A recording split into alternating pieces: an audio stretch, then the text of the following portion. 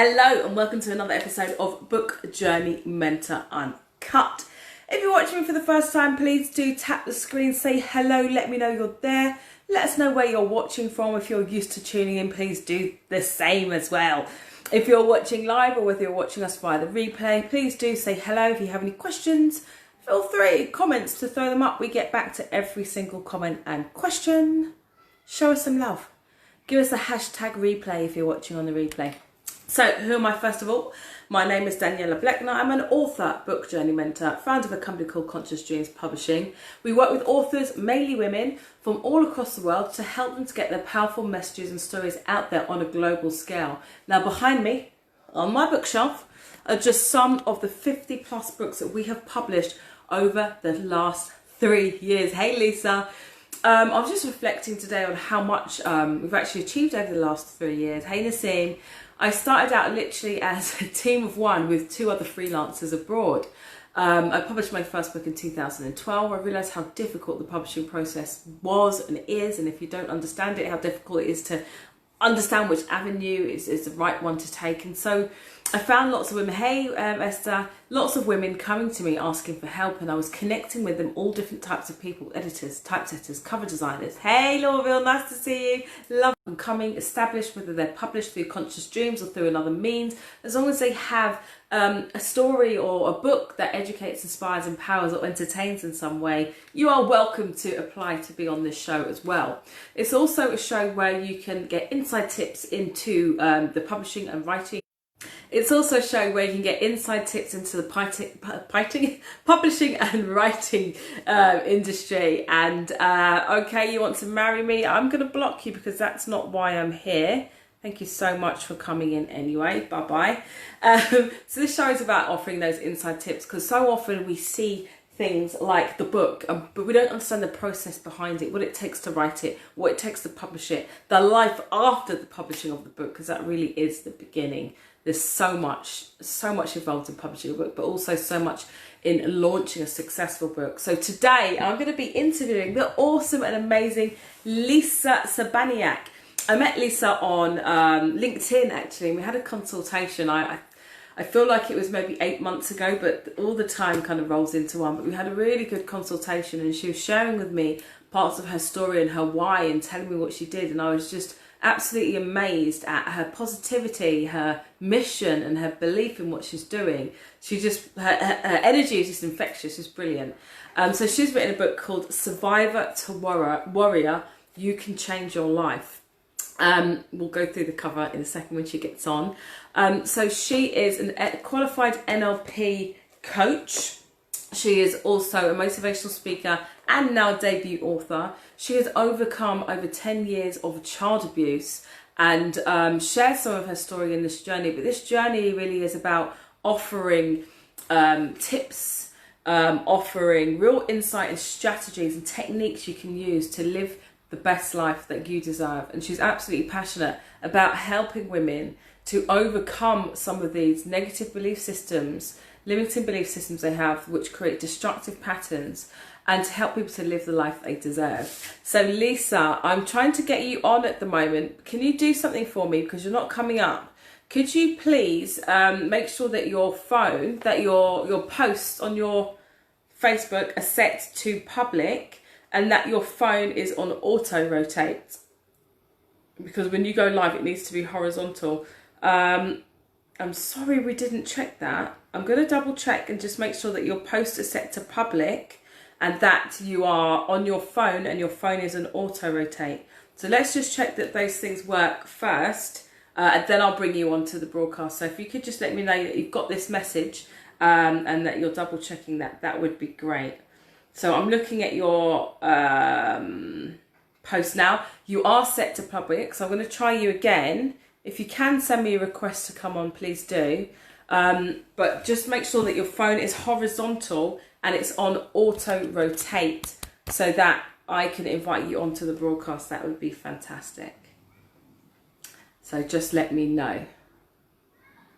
While I'm waiting for the lovely Lisa to organise her phone so I can bring you onto this broadcast and you can meet her and get to know what inspired her to write Survivor to Warrior, I'm going to offer you 3 tips 2, hey Janessa, 3 tips that and things that you need to consider before you publish your book. So the first one is really know your message and your why. Why are you writing your book? What is your message? What is that one thing that you want to convey to your audience? What is your why? So Lisa's why behind this, I'm sure she'll tell you anyway, is that she's passionate about helping people to live the best lives that they deserve by helping them to make more empowered choices about the decisions they make and the thought patterns that they have and the actions that they take as well. So the second really, really important thing to know before you even start to write the book is who is your audience? Quite often when I do my consultations, I'll speak to people and I'll ask them that question, who's your reader? And they'll tell me, it's everyone. It's never everyone. It doesn't mean anyone can't read it, but you do your real audience a huge disservice by branding everyone as the same. You know, even when I speak to people, I say, well, okay, let's get even deeper into who your audience is. Sometimes they'll say women. Okay, I'm very different to, you know, the woman who lives next door. We're all different ages, different generations, backgrounds, different beliefs, different values, different ways of thinking, different stages of our lives. So I might read something in a a different way to somebody else, and you've got to be really clear on who your reader is, because that's what makes your book discoverable and makes your book marketable. Knowing where your audience hang out, knowing where you can get in front of your audience, what events do they go to, where are you going to speak in order to get in front of your audience, what are their habits, what kind of language do they use, because you need to know this when you're writing your copy and your marketing. It's so important to do that research and that work. It honors your reader, and that's so important, and that will show in your book. The third most important thing is to create a clear vision. So what do I mean by that? Not just think about what the book looks like. Think about what you want your book to do for you. What kind of radio interviews do you want to get? What kind of joint ventures do you want to call? What kind of joint ventures do you want to create? What kind of magazines do you want to be in? What's in alignment with your vision? Who might you want to pair up to run an event with? What kind of retailers do you want to get in? What kind of press do you want to get? There's so much beyond just publishing your book. It's a vision. It's a journey. Hence the book journey. So I'm going to try and get Lisa on again. I'm not going to say the word try. I am going to get Lisa on. She's right now. We're going to give her some love and some hearts and some. She's here. Lisa, how you doing? I'm sorry, Danny. I got ahead of myself and I started a watch party for for this, but I think that prevented me from coming on. I love it. I love it. So It was your my book first came time. out. Your book was officially released on the 27th of July. Yay! You've got a red copy, and Yay! your book launch is tomorrow. How exciting! So first question: how does it feel to be a published author? Oh my God. It's completely surreal. Like, I still can't. I think I'm not going to really believe it until we're standing in the bookshop and people are all there to celebrate and I'm signing the books, and because I've signed a few books already from some lovely people who've been really kind to say, "Oh, please, can I have your autograph?" But it still doesn't seem real at all. Yeah, yeah. It must be crazy because it's obviously a process. You've got the whole, hey Paul, nice to see you. You've got the whole writing process and the publishing process, which is another layer in itself. And now it's like the third stage of actually releasing that book to the world. So let's kind of go Yeah, back to the very exactly. first stage before we met. Um, Yeah. what inspired you to write the book, and tell us a little bit about the writing process, because obviously it's got your life story and some very personal things in there. So Yeah. share a bit of that process for us, please. Yeah, well, I was inspired to write it about 20 years ago when I was in my 20s.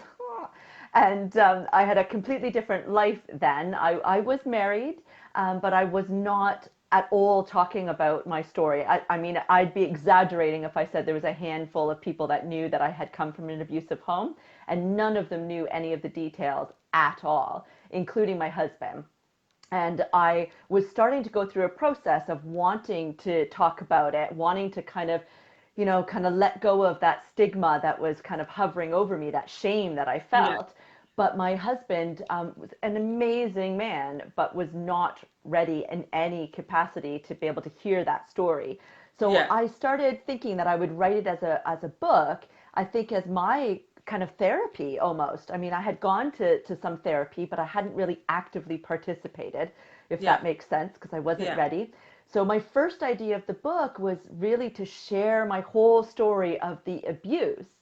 And I got several chapters in before I realized it's just not, it doesn't feel right, but I didn't understand why at that time. So I just set it aside, had a divorce, moved countries, met and married my now husband, and who is completely accepting of my past and Yeah. allows me to talk freely about it. And he's really the only person that knows all of the details about it. And I just kind of slowly started realizing, well, I think what's not right about this idea that I have is that that's not me.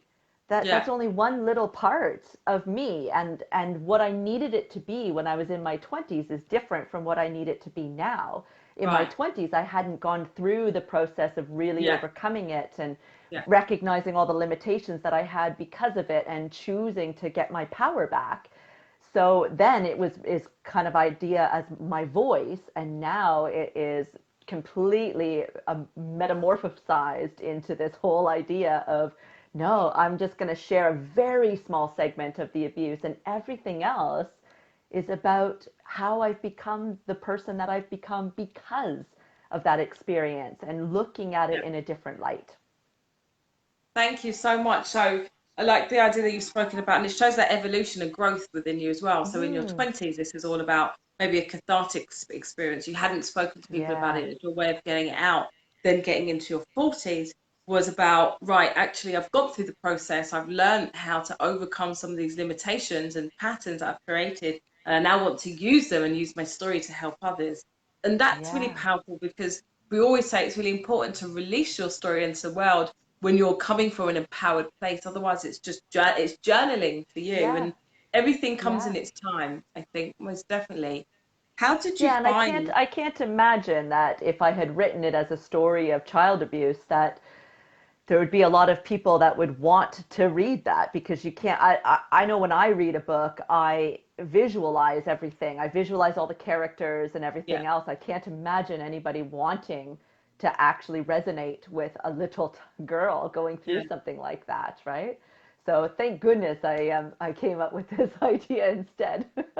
yeah. I think as well. Hi, Rose. Nice to see you. Thank you so much for coming in. I remember when we had our conversation on LinkedIn, and you gave me a good idea as to what the book is about. And it starts, for those of you who are going to buy this book, has a trigger warning in the beginning where you share some of your story. Hmm. But as we said, the book isn't just your story. That's just a tiny part No. of this Hmm. book. There's so much in there in terms of strategies and techniques that you use, and you want to share with others. So I just want to say a hello to a few people as they're coming in, actually. So we've Yeah, I got see Janessa, nice to Janessa see is you. there. Oh, Hey, Janessa's bless one of the you. authors. Laurville, hello. Stefan, hello. Esther, hello. Afia, hello. Um, Ambrose, nice to see you, Theo. Oh, Lisa, Janessa says, hi, Lisa. Just started reading your first few Yeah. pages of your book. Amazing. That's amazing. Oh, That's thank you fantastic. so much. You're so kind. So tell us then, when you were writing this book, did you have an audience in mind? Who are you writing this book for?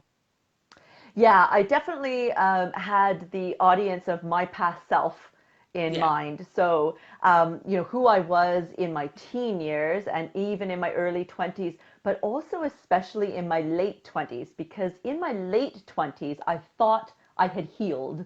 I had yeah, done a whole lot of work. I had come a long way on my healing journey, and I really thought that I had healed, and which actually prevented me from continuing on the healing journey, right? Because you kind of block yourself off, thinking, I've done that, been I'm there, good. right? Yeah, And so I'm kind of writing it especially for that person, the person that yeah, either hasn't started on the journey yet, or the person that has started the journey and thinks that they've ended in a destination. Because I yeah, really fully believe that healing doesn't have a destination. It's a continuous journey that you're going to have, 100. and that doesn't have to be a negative thing, right? We're all evolving, we're all learning and growing and Mm, healing from just regular things in life. It doesn't have to be something traumatic. And so I think that's really important to be able to allow ourselves to do that. Yeah, thank you. So tell us a little bit then, hey Sharon, about your own healing process. What prompted you? So you said at 28 that you thought you'd healed. So what was that kind of light bulb moment when you realized, nah, I'm not healed? And how did that journey begin? Yeah, so I had done a lot of spiritual work in that I had gotten into Reiki and become a Reiki master, which is all about energy work. And that had blown my mind and really opened so many doors. And then I was reading all kinds of books, right? Nothing about actual abuse recovery, Yeah, but it was all self-help and spiritual types of books that I found myself drawn towards. And I was highlighting all these passages and I was even making notes. And I thought I was really investing myself into this because I didn't have extra money, especially when I was about 23, 24. Right? So I had to actually save up and then go out and buy the books and then spend the time to read them and highlight them. So I really had myself convinced that I was investing in myself. yeah, And around the age of 28 is when I started to realize that I actually haven't implemented any of this stuff. I've just read a bunch of books, right? keeping. I've highlighted a bunch of things, which is great. I've forgotten all of it. I've Yeah, implemented some of it, but I've definitely not implemented all of it, right?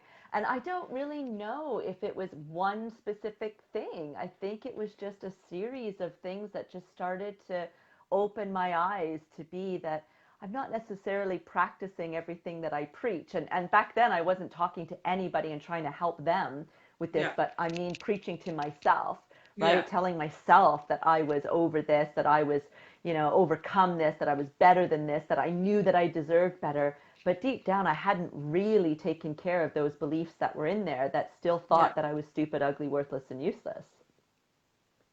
And so how did you then begin that healing journey then? What was the first step you took? 'Cause I know that you do NLP. Was that something that you Yeah. tried straight away or you was it the more the Actually, NLP Reiki? has been very new to me, which is really interesting, but I was drawn towards it because it's all the same things that I did just from, I went back to a lot of those different books and, some of them had some really great strategies and just some really great things for me to try out. So the first thing that I started to do was to look at those beliefs. So the first thing really is to uncover the belief, right? You can't work on it until you can Yeah, recognize and own that you have this belief. And a lot of them are really difficult to face because you don't want to believe that you deep down feel like you are garbage, right? But if that's there, it's the same as believing that you have to work so hard for your money and that you're yeah, only going to make just enough to pay the bills.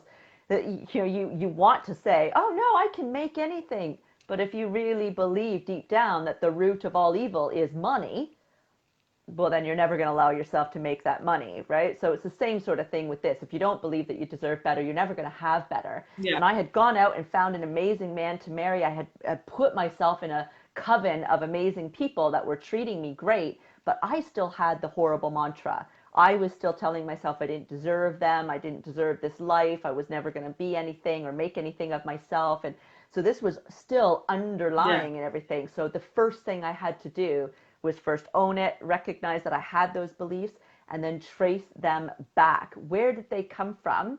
yeah, And it has the evidence that I've collected to substantiate these beliefs, is it really valid evidence? And when I yeah, really took a hard look at it, I realized that, yes, in my case, definitely those beliefs came from my abuse. Some yeah, people find that they don't, that their abuse actually wasn't where it started.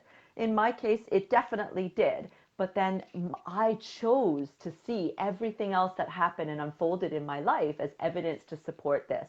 When I mm, could look back on it now with different eyes and choose to see it differently. And as mm, soon as I started doing that, boyfriends that cheated on me or friends that just lost interest in being friends with me, when I started looking at it and saying, does this really mean that it had something to do with you? mm. Like, does the world really revolve around you, Yeah. Lisa? Were So it's people really personal. choosing, yeah, Yeah, were they really choosing to cheat on you and separate themselves from you? Or were they just going and meeting their own needs and doing things without you in mind at all? yeah, Right? yeah, So when I started exactly. looking at it differently, yeah, then everything just started to shift. The whole wall started to crumble. That's really interesting. So tracing back these belief systems that we create, Hmm. we create what we speak, right? And we create what we Yeah. believe. So it's easy for one person doing something might just be very logic. Well, they don't want to be with me anymore. Never mind, move on. Whereas somebody Yeah. who's been neglected, abandoned, it reinforces that belief system, and That's it right. goes back to that. And at what point? At what point can anyone ever really let go of these belief systems, or is it about just being more conscious of them when they come up? Yeah, I think, well, I don't think, I know that through my work with NLP, I've had a greater understanding of the belief systems that are really our unconscious mind, right? That form these conscious thoughts where we kind of repeat these mantras, right? And we choose to make decisions that are going to sabotage ourselves and whatnot, but we're doing it from a conscious perspective without realizing why, which is the unconscious Yeah. where the belief lies. And, you know, in my work that I do with NLP, there'll be lots of times where somebody will be sitting in front of me who will say, I'm ready to ditch this belief and move on. And while they're saying that, they're doing things like, I'm ready to ditch this belief and Ah, move on. They're right. giving really strong cues. They're saying what they want to say. They want to be rid of it consciously, but that Yeah. their unconscious is the thing that's doing this, and the arms crossed and the terrible Interesting. body language closed off. Until that unconscious mind is ready to get rid of it, they're not going to get rid of it, right? Because the Yeah. unconscious mind is always there to protect you. And if, for whatever reason, if it believes that having this belief system is its truth and is there to protect you, then it is not letting it go. So you need to go through some other steps until you are ready to let that go, right? But once you are, with NLP, we can do some different techniques where you're not destroying that belief. And that's really important. You're putting it away so that it's still there, so that your Mm. unconscious knows that if it needs to go back to it, it can. It's different from ripping it apart from your unconscious, right? Yeah. And making it feel like Yeah. it's lost control. So your unconscious makes a conscious decision, if you will, to put that away in the vault, right? Yeah. And it can go back to it if it wants to, but right now it's going to replace that belief. And then it's up to you to do the work to actually look for the evidence to reinforce the new belief. All Mm. of this is work. And that's the problem, right? I went through a huge period of time where I didn't want to do the work because I wasn't in this boat because I did something wrong. I was in Yeah. this boat because somebody else did something to me that was Yeah. very, very wrong. So why should I have to do all the work to Yeah. fix I it, can right? It was imagine. a real Yeah. denial. Yeah. That's so that's so interesting. That's a really interesting way of looking at it. That kind of also the resistance behind not wanting to do the work because actually it's not my fault. It's not my fault. Yeah, And even that in itself is a huge admission, I think, for some people to actually realize exactly. because they And I believe it's didn't, their fault. yeah. And you also, like, I mean, I don't want to speak for others, but I know for myself, I was unwilling to do a lot of the work in the beginning, not just because I was, you know, really going against this whole idea and very angry that he was the one that caused this. So why am I doing the work? But it was also, I didn't want to admit that he still had that hold over me because Mm, that was the biggest thing that I had to do was look in the mirror and say, that time in your life is over. He's not here. He's not saying those things to you. He's not doing those things to you. You're saying them to you. You're the right. one that can't let it go. You're the one that's making this part of your present. And you'll continue to do it in your future if you don't decide that you've had enough and take your damn power back. Mm. I love Lisa. Can you see? I've absolutely loved working with you, and just your positivity and your strength is just beyond any kind of force. It's just brilliant, and Thank your you. lightness and shine with it as well. So thank you. And this book will touch many people and will help many people with your strategies, but also your positivity that you inject into to everything that you do. Actually, hello, Roger. Thank So if you. you're watching for the first time, my name is Daniela Bleckner, author, book journey mentor, founder of a company called Conscious Dreams Publishing. You are watching Book Journey Mentor Uncut, the show that offers a platform for authors, whether they're published through ourselves or published through another means, to share their stories and their book journey. And today I'm interviewing the awesome and amazing Lisa Cybaniak, who has written a beautiful book called Survivor to Warrior. You can change your life. So as I am going to run and get my battery, because I have a feeling this may be on low battery, I'm going to let Lisa introduce herself to her lovely audience. Thanks, Jenny. So, yep, I'm Lisa Cybaniak. I am a motivational speaker and author and an NLP practitioner and also a Reiki master and a survivor of 10 years of child abuse. So, as Danny was saying, if you've been watching this from the beginning, and thank you so much. If you've been watching from the beginning, then you know that I have survived 10 years of child abuse. What we haven't talked about is the type.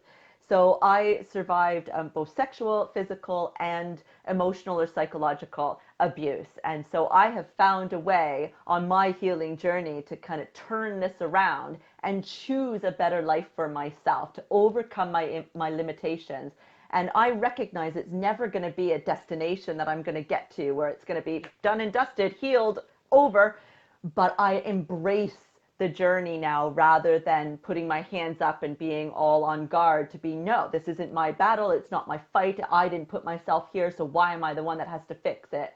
Recognizing that my life isn't going to get any better if I don't. And Yeah. so I've got to stand up and speak for myself and do what I need to do for myself. And 20 years later, that's led me to the beautiful Danny and Conscious Dreams Publishing and get my book published. Yay! Thank you so much, Lisa. Yes, Sorry, you really had me smashing up my place as I went to go and get that thing. So, no problem. so we've spoken a little bit about the work that you do. I mean, who specifically do you work with? Who's your ideal client? So for the NLP, not that I only work with abuse survivors, because a lot of the issues that we deal with as survivors of something like this is something that a lot of other people experience as well, just for different reasons, like imposter syndrome, right? People that have very low self-esteem or low confidence, they've got that negative mantra playing in their head, basically. Yeah, So they're telling themselves they're not good enough, they're not capable, they can't do it, they don't want to do it, they don't deserve to do it, these types of things, right? And you know who you are if this is you. It's the person that puts the mask on to show everybody else what it is that they need to see so that they don't ask the deep questions. But yeah, deep inside, they're having a whole nother conversation going on in their head. So they might be smiling to you, but inside they're saying, what the hell? Like, I can't do this. I don't want to do this. You know, I don't deserve to have success or happiness. And then they go and they sabotage themselves in some sort of way, right? Whether they don't put 100% in, or whether, I mean, I used to, even when I was in my early 20s, I would start arguments with my partners and my friends because I thought if they're going to leave, let's just do it now and I'll give yeah, them a reason to leave. Not because it was a given that they were going to leave, but it was a given that they shouldn't even want to be around me. yeah, So it was like there was some sort of, reason I couldn't discover yet that they were there, and I was just going to give them the key to open the door and leave. Right. yeah, So everybody knows somebody like that in their life that it's very difficult to get close to them.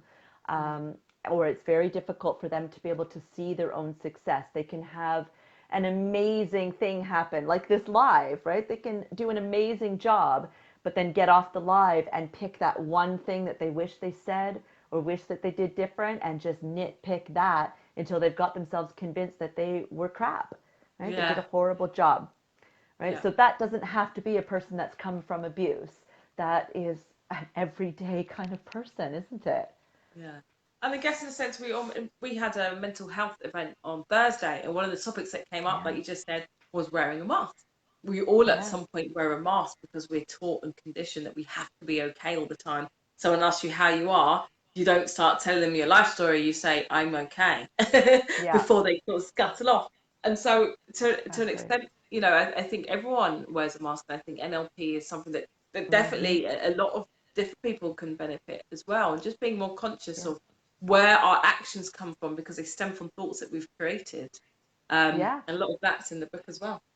Yes, What? a lot of what I realized when I was roughly 28 is that I didn't actually even know who I was because I Mm, spent so long in this mask that I didn't actually know if I ever was myself, right? From starting with child abuse at 2 till 12, and then being a teenager after that, and not wanting any attention whatsoever, and Yeah. then jumping into getting married as well. And by the time I was about 28, it was like, I don't even know how to answer the question, who am I?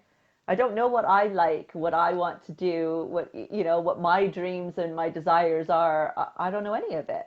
This Mm. stupid mask is what everybody else sees, including me. Yeah. Thank you. Thank you so much for sharing. So Janessa You're says, yes, welcome. the mark hides a lot. Hello, Jerry. Esther says Yes. she likes the way you speak. Is that the Oh, Canadian thank you. accent or the words? Maybe a little of Oh, both. Rose says, taking your power back. Janessa says, cannot give enough hearts, Sister Lisa. Roger, hello, nice to Oh, see you. Enjoying the conversation, says Esther. Thank you so much. If you're finding this live of value and of worth, how can you not?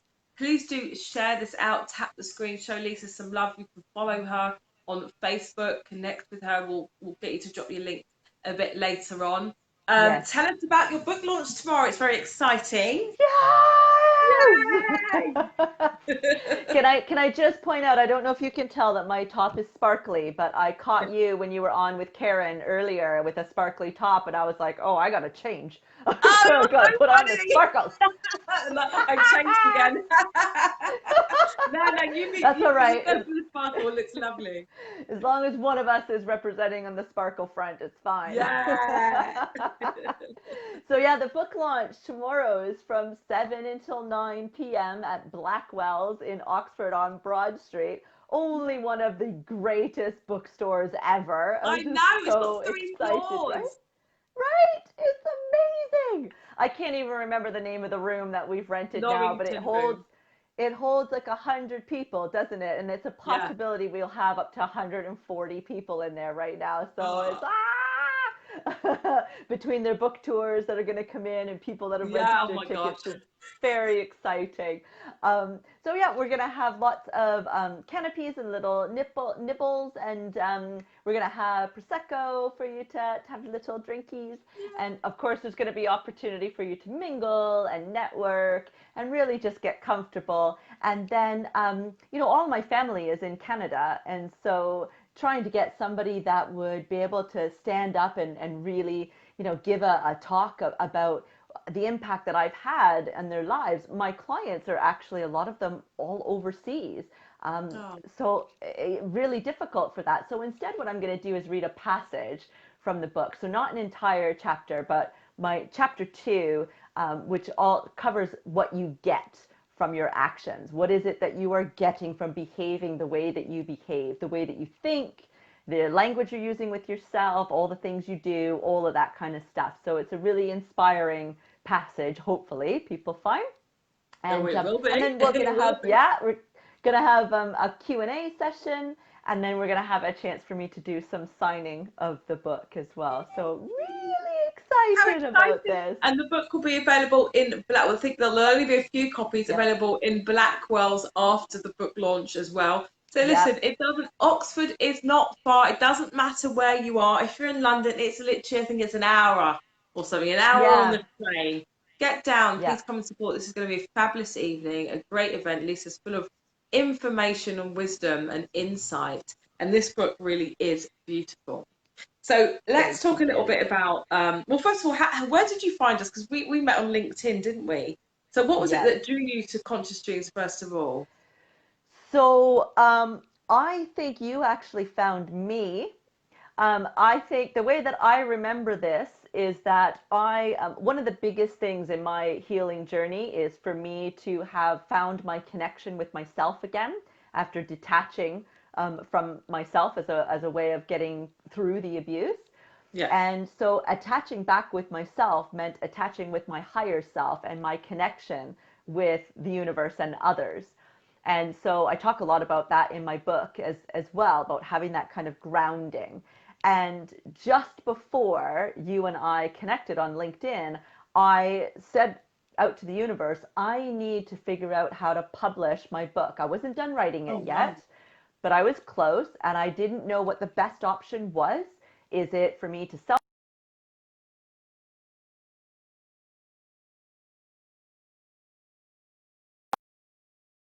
stuff, right? And so I decided I'm just, Yeah. oh, yeah, it's just come back, right? So I decided to put it out there and just say, whatever is meant to be is going to be. I do not believe in coincidence. I believe that everything happens for a reason. Wow. And I'm not joking. The next day, you reached out to me on LinkedIn to say, hey, Lisa, oh, I noticed the work that you do, or something like that. And I go over to your profile and was like, oh my God, this is somebody to help me self-publish. Are you kidding? Wow. Ah! And I just immediately responded back. Yeah.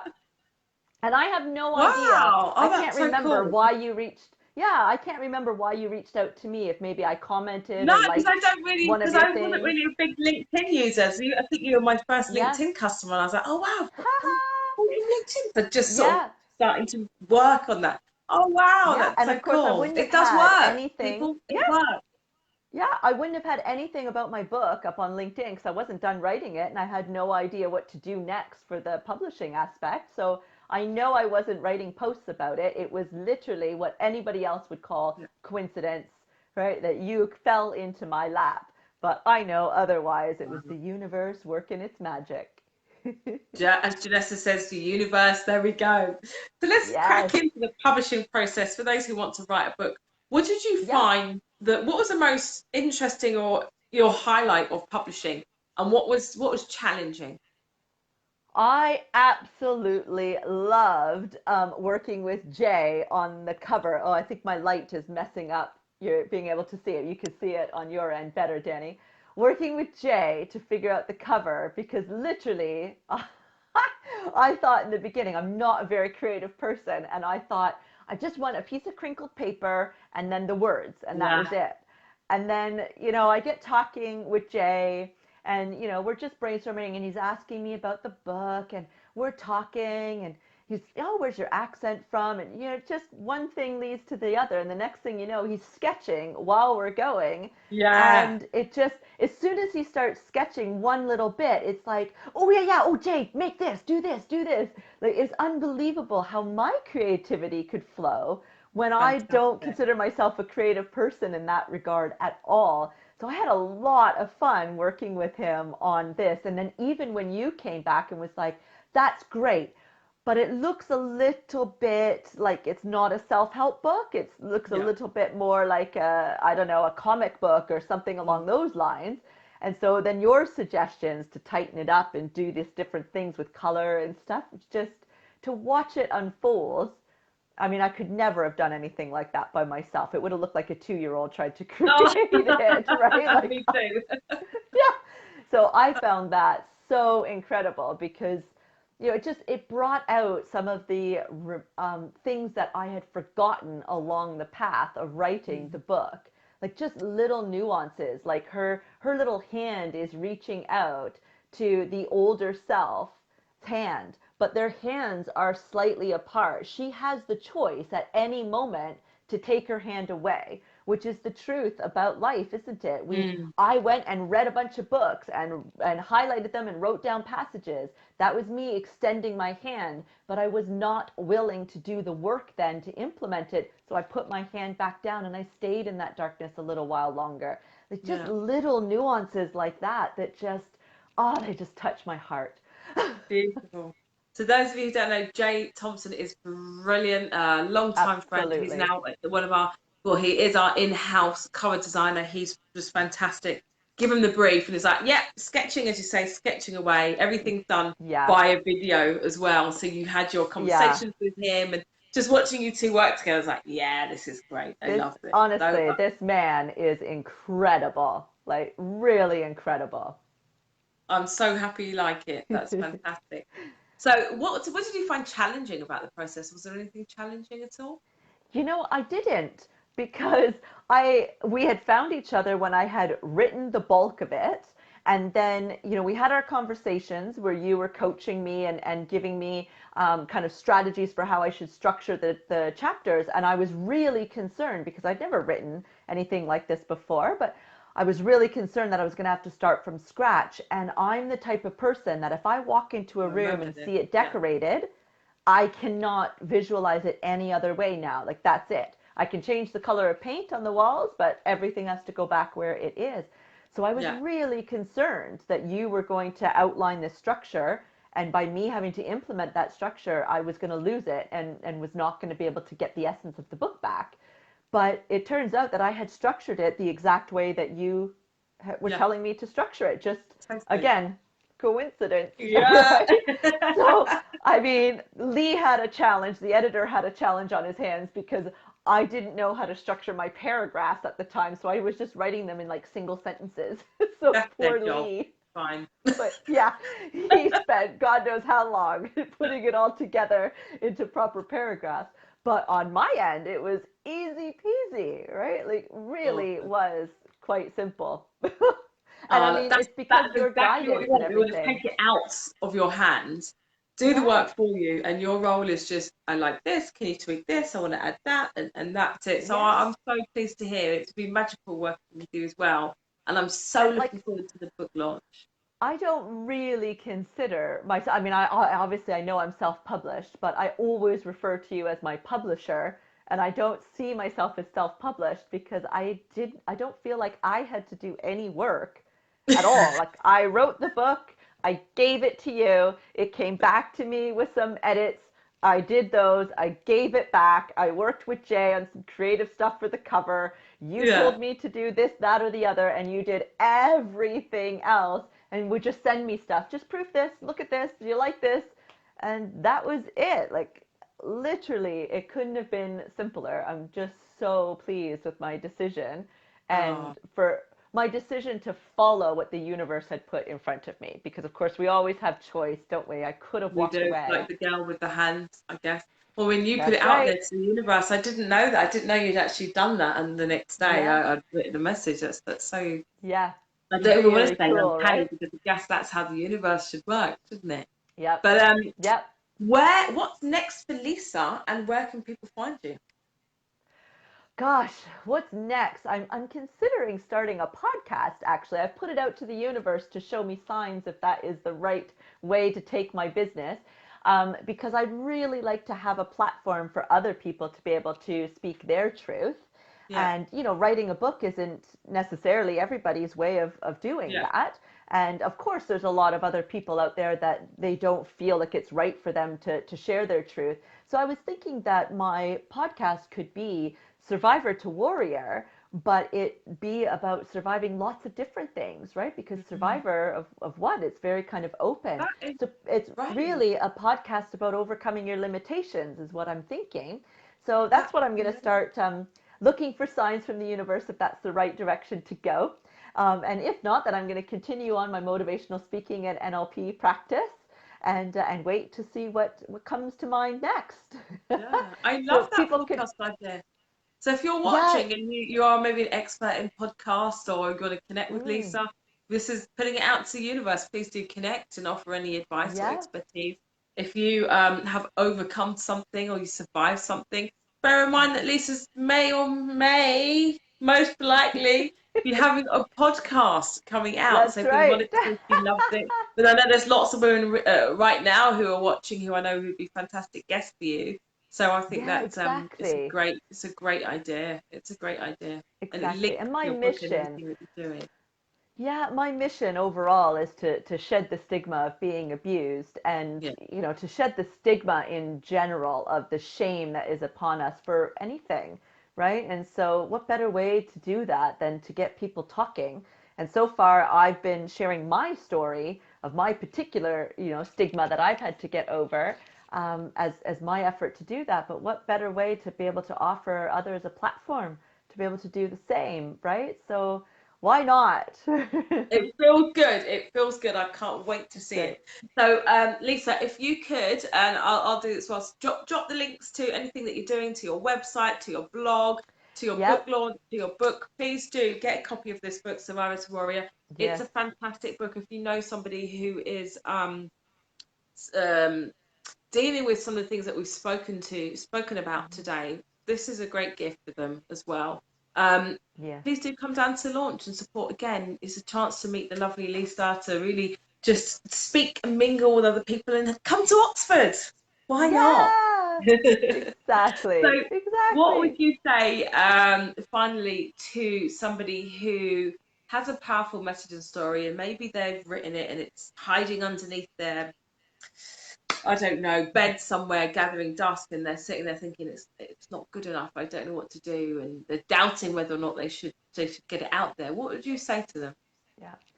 I would say that I know where you're coming from, thinking, who am I to know what I'm talking about, pretend like I'm an expert in this, to be able to write a book. But there are people that need you. There are people that need to hear your story because you have no idea how many people you can positively affect. And so it's not just about whether or not you're the best person to tell it. You're the only person that could tell it. It's yours. It's your Yeah. story, whatever it is, even if it's a piece of fiction that you're writing, it's your idea. Nobody else is going to be able to tell it better than you. And so, take a chance on yourself. Brilliant. Lisa, thank you so much. I look forward to seeing you tomorrow. Yay! Thanks, Jenny. Thanks Yay! so much, everybody that was watching and put out your comments and everything. That's really lovely. Thank you. Thanks everyone who's watching, and please do tune in next Wednesday, 7 p.m. GMT, 2 p.m. EST, for another episode of Book Journey Mentor Uncut, where we'll be interviewing Portia Mushambi. Her book, I wish it was in arm distance. Yes, it is. Yay! She published her book a few weeks ago. Her book is called The Mysterious Melody, children's book. So stay Ooh. tuned for that. I've learned some Zimbabwean Yay! Shona words in this book as well. So stay tuned tomorrow, not tomorrow, Wednesday, 7 p.m. GMT, 2 p.m. EST. I have been Daniela Bleckner. I have been interviewing the awesome and amazing, say your name. Lisa Cybaniak. Yeah. And we're going to say goodbye now. So thank you so much for tuning in. Bye. Bye.